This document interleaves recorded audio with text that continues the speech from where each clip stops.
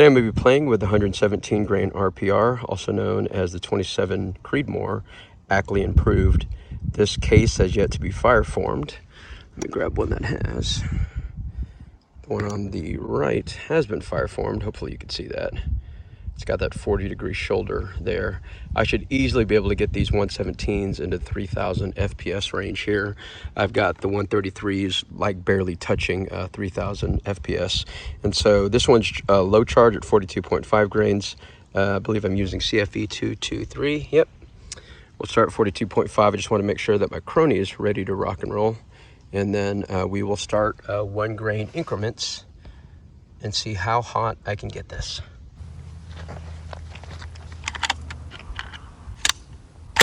42.5 grains. We're already at 29.01.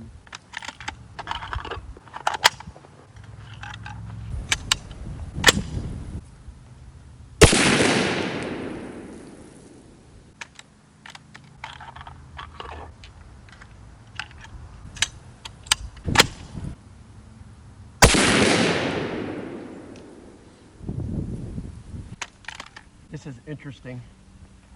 31.37.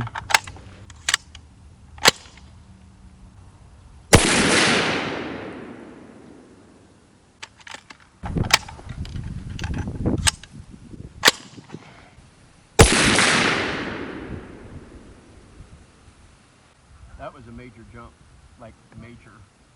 This was a really interesting load development. I got to show you these cases here, starting with the 42.5 grains, and this is what I use to check the chronographer. The outer diameter of the primer and the firing pin looks really good. But when I start to the 44.5, check that out.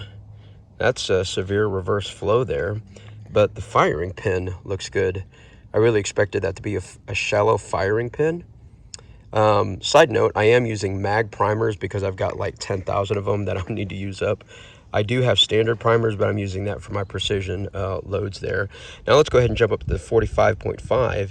That actually looks better than the 44.5. Now when you jump all the way to the 46.5, which is the one I'm going to end up using, it looks better than these two here.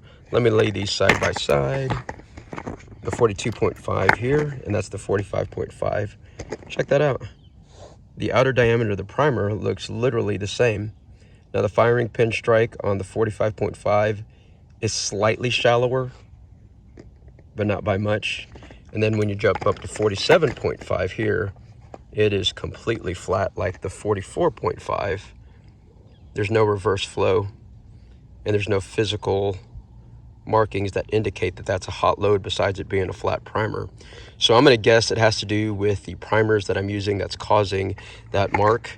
And the other side note that I'm not going to use the 47.5 is I had to manually remove that case. But more importantly, look at the velocity jump. We go from 31.94 to 33.12. That's 118 FPS jump.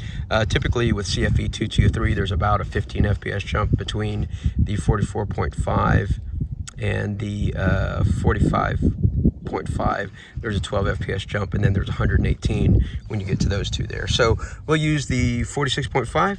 We'll take this out hunting, and we'll get something down with a 3195 FPS load.